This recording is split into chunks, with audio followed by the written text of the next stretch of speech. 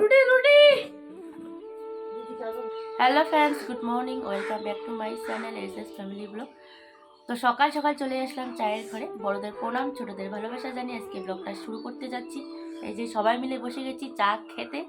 এই যে একটা করে রুটি আর চা খাবো। তো খেয়ে দিয়ে তারপরে ছেলেকে হাতে বসিয়ে দিব। তো চলো সারাদিনে দেখতে থাকো আমাদের ব্লগটা। তো চা খেয়ে দিয়ে চলে আসলাম ঘরে। তো এদিকে ছেলেকে পড়াতে বসিয়ে দিয়েছি, আর এদিকে আমার হাতের কাজগুলো সেরে নিচ্ছি। তো সকাল সকালে উঠেছিলাম, উঠে আগে বাসন দুটো মেজে চাটা করে নিলাম। চা করে সবাই মিলে একসঙ্গে খেয়ে নিলাম। তো খেয়ে দিয়ে যে চলে আসলাম। একে আবার মানে এর সামনে না থাকলে এ আবার পড়বে না। তো ওই সামনে বসে না থেকে হাতের কাজগুলো সেরে নিচ্ছি, আর ও একা একা পড়তেছে। তো ওই যে আমি এইদিকে গোছাতে লেগে গেছি, আর ওর প্যান্ট জামাও ও একা একে খুলে নিল। তো এভাবেই ও একটু করে দুষ্টামি করবে, একটু করে পড়বে, লিখবে, ওই এইরকম করেই পড়াশোনা করে আর কি। তারপরে আবার ওকে ওই যে লিখতেছে, আর আমি আলনাটা ভাঁজ করে রাখবো। তো ওই ঘরের কাজগুলো তো ঘর থেকে বেরোলে আর করাই হবে না। তো ঘরের কাজগুলো ওকে পড়াতে পড়াতে সবগুলো গুছিয়ে নিব। তো ঘরটা গোছানো থাকলে সারাদিনে মনটাও ফ্রেশ ফ্রেশ লাগে। যখনই ঘরটা ধুবো ভালো লাগবে।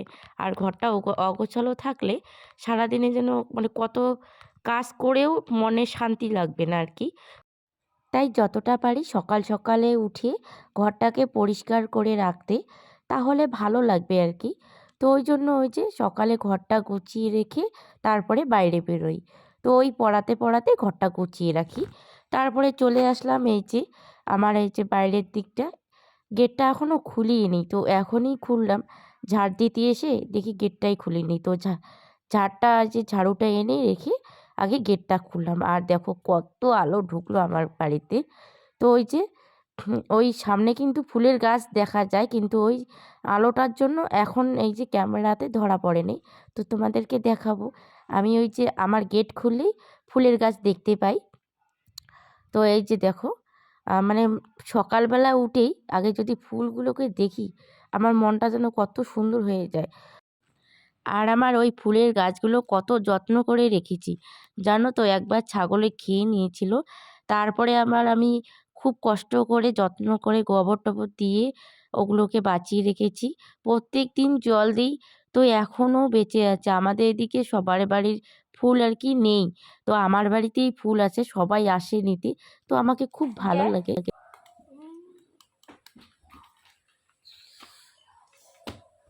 এই যে বন্ধুরা, আমি এই যে একে কাজের ফাঁকে এসে একটু খাইয়ে দিচ্ছি। যেহেতু সকাল একটু দেরি হয়ে গেছে, 9টার মতো বাজে এখন। তো ওই জন্য আমার কাজ করতে করতে দেরি হলো, আর রান্নাও করতে দেরি হবে। ওই জন্য আগে একটু ওকে দুধ দিয়ে ছাতু বানিয়ে দিলাম, এগুলোই খাওয়াবো। আমি যতই মানে কাজে থাকি না কেন, একে টাইম মেনটেন করে খাওয়াই। কাজের ফাঁকে এসে একটুখানি ছাতু খেয়ে তারপরে আবার কাজে লেগে পড়বো। তো আগে খাইয়ে দিই। আসো দিকে।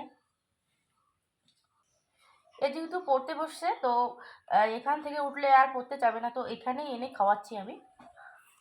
তো খাইয়ে দিয়ে আমি এবার বাসনটা মাজবো। বাসনটা মেজে সকালে বাসন মেজেছি। আবার সকালবেলার মা হচ্ছে রুটি ভাজলো।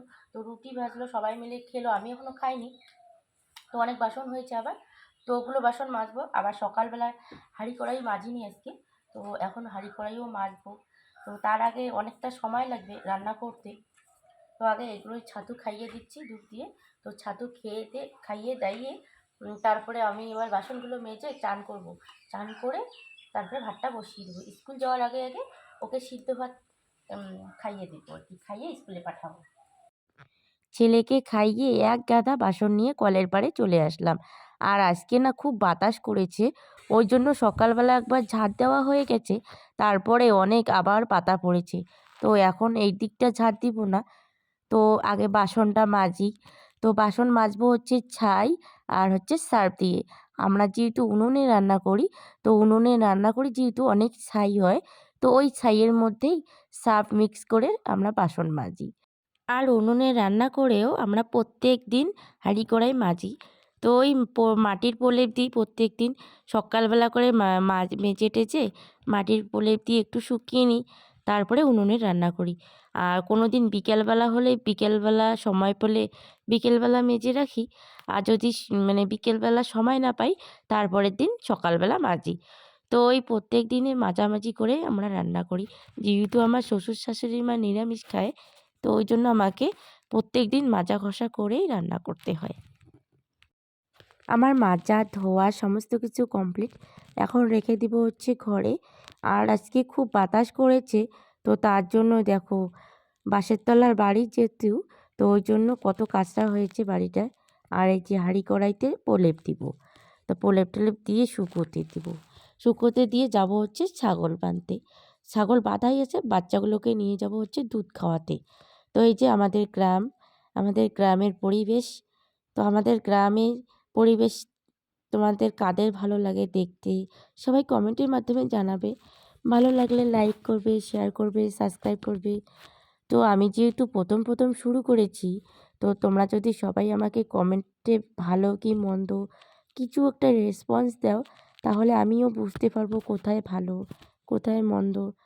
তাহলে আমি আমার ভুলটা বুঝতে পেরে যাব, তখন আরও ভালো কিছু দেওয়ার চেষ্টা করব। তো আমাকে সাপোর্ট করো সবাই। তো এই যে ছাগলের বাচ্চাগুলোকে নিয়ে আসলাম ওদের মায়ের কাছে। তো এরা এখন দুধ খাবে, অনেকক্ষণে বেঁধে রেখেছি। তো বাঁধানোর পরে বাচ্চাগুলোকে বাড়িতেই রেখেছি, যেহেতু শেয়াল কখন আসতে পারে আমি তো আর বাড়ি থেকে জানবো না। শেয়ালের ভয়ে বাড়িতেই রাখি বাচ্চাগুলো। আর মাত্র হচ্ছে 20 দিন বয়স হলো, তো রোদে থাকতে পারবে না ওদের মায়ের সঙ্গে। ওর মারাও থাকতে পারে না রোদে, তা ওরা কেমনভাবে থাকবে। তো একটু পরেই স্নান টান করে নিয়ে যাব, যেহেতু ঘাস সবেমাত্র তামাক কেটেছে, সর্ষে উঠেছে। তো ওই ঘাস টাস একটু করে খাচ্ছে, নতুন ঘাস হয়েছে। তো ওই যে দুধ খাইয়ে টাইয়ে বাড়িতে রেখে দিব গিয়ে। তো বাড়ি গিয়ে ছাগলের বাচ্চাগুলোকে রেখে আমি যাব হচ্ছে স্নানে। তো স্নান টান করে বাবাইকেও স্নান করিয়ে দিব। স্নান করিয়ে খাইয়ে দিয়ে ওকে আগে স্কুলে পাঠিয়ে দিব, তারপরে বাকি সব করব। তো আমার স্নান শেষ করে চলে আসলাম এই যে ঠাকুর পুজবো। তো পূজার আগে তো ঠাকুর লিপতে হবে। তো তার আগে যে বাঁশের পাতা পড়েছে, তাই আগে ঝাড় দিয়ে নিলাম। সকালবেলাতে একবার ঝাড় দেওয়া হয়ে গেছে, কিন্তু যেহেতু আজকে বাতাস করেছে, তাই আবার অনেকগুলো বাঁশের পাতা পড়ে কাঁচরা হয়ে আছে। তো একটু ঝাড় দিয়ে নিলাম, নিয়ে টিয়ে ঠাকুর পুজোতে চলে আসলাম। ঠাকুর পুজো তো আর অপরিষ্কারে করা যাবে না, তাই ঝাড়টা দিয়ে চলে আসলাম ঠাকুর পুজো করতে। তো আমার ঠাকুর পূজা কমপ্লিট। তো ঠাকুর টুকুর পুজে তারপরে ভাত বসানোর আগে চলে গেলাম হচ্ছে ছাগলগুলোকে আনতে। যেহেতু রোদ করেছে, যদিও বা বাতাস করেছে, কিন্তু রোদটা কিন্তু প্রচুর করেছে। তো ওই ছাগলগুলো রোদে থাকলে আবার অসুখ করবে, তাই জন্য বাড়িতে নিয়ে আসলাম। এসে এই যে বাঁশের তলার মধ্যে বেঁধে দিচ্ছি। আর এই যে দেখো কি বাতাস উঠেছে, প্রচণ্ড বাতাস বইছে। তো ওই বাতাস বইছে যেহেতু, তো এখানেই বাঁধলাম। বেঁধে বেঁধে ঘাস টাস দিয়ে চলে যাব হচ্ছে রান্নাঘরে। তো বন্ধুরা বসে পড়লাম হচ্ছে রান্না করতে। আজকে করব হচ্ছে এই যে কাঁচা কুমড়োর তরকারি। আর আজকে এত বাতাস করেছে, রান্না করাই যাচ্ছে না, দরজা আটকাই দিয়ে রান্না করতে হচ্ছে। আজকে খুব বাতাস করেছে, সকালবেলা একবার ঝাড় দেওয়া হয়ে গেছে, তারপরে আবার যখন ঠাকুর পুজলাম তারপরে আবার ঝাড় দিলাম। তো ঝাড়টা দিয়ে তারপরে আবার ঠাকুর পুজো করলাম। তো ঝাড় না দিলে তো অপরিষ্কার ঠাকুর পুজো করা যাবে না। আর এই যে এখন রান্না করতে আসলাম, এখন রান্নাঘরেও বাতাস লাগতেছে। উনুনে রান্না বসিয়ে দিয়েছি। আর এদিকে হচ্ছে দেখো উনুনের জাল যে কুদিকে যাচ্ছে।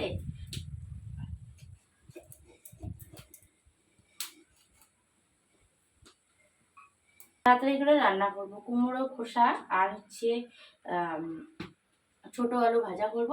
আর এটা কুমড়ো তরকারি রান্না করব। আর আজকে কিছু করবো না, যেহেতু বাতাস করেছে। আর এতক্ষণ রান্না করা যাবে না, চোখে আর কি ধোঁয়া লাগবে। পরে আবার চোখ, এমনিতে আমার চোখ ব্যথা করে, তার আবার আরও যদি ধোঁয়া লাগে তো আরও বেশি হবে। তো ওই জন্য আর কি তাড়াতাড়ি করে এই কুমড়োর তরকারি আর হচ্ছে আলু আর হচ্ছে কুমড়ো খোসা ভাজা করে নিব। কুমড়োটা কাটার পরে আবার রান্না করব না, যেহেতু ভয়েসটা এখন দিচ্ছি তাই আগেই বললাম। কুমড়োটা তো কেটে নিলাম, বাবা যেহেতু এখনও বাজার থেকে আসেনি, আর খরচও এখনও আনিনি।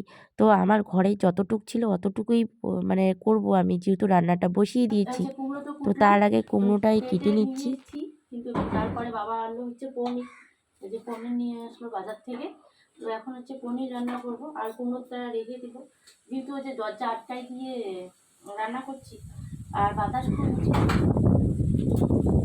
তো ওই জন্য আহ, এই যে পনিরটা আলু দিয়ে, ছোটো আলু দিয়ে হচ্ছে রান্না করব। কাটা কুমড়োটা ঘরে রেখে দিব, ওটা আজকে রান্না করব না। আজকে করব হচ্ছে পনিরের তরকারি, আর হচ্ছে আলু, আর ওটা কী করলাম মানে কুমড়োর খোসা দিয়ে ভাজা করব একটা, আর পনিরের তরকারিটা রান্না করব।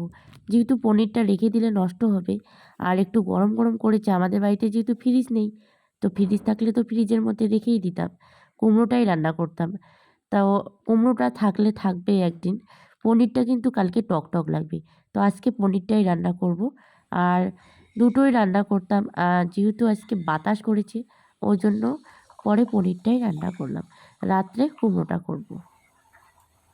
তো আমার রান্না কমপ্লিট। লাস্টে আর তোমাদের সঙ্গে আমার রান্নাটা শেয়ার করতে পারিনি, কারণ এত ধোঁয়া উঠছিল।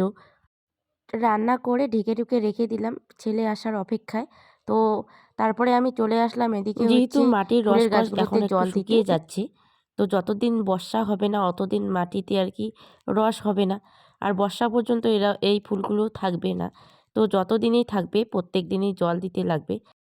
তো ফুলের গাছগুলোতে জল টল দিয়ে তারপরে হচ্ছে সবাইকে খেতে দিব। তো সবাই মিলে খেয়ে দিয়ে আমি আবার ছেলেকে নিয়ে যাব সিলেট ডান্স ক্লাসে।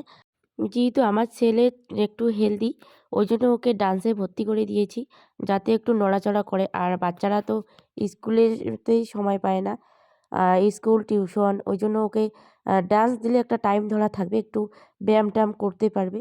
তো বাড়ি এসে ডান্স ক্লাস থেকে বাড়ি এসে আর ভিডিও করতে পারিনি। আজকের ভিডিওটা এখানেই শেষ করব। কেমন হয়েছে সবাই কমেন্টে জানাবে। ভালো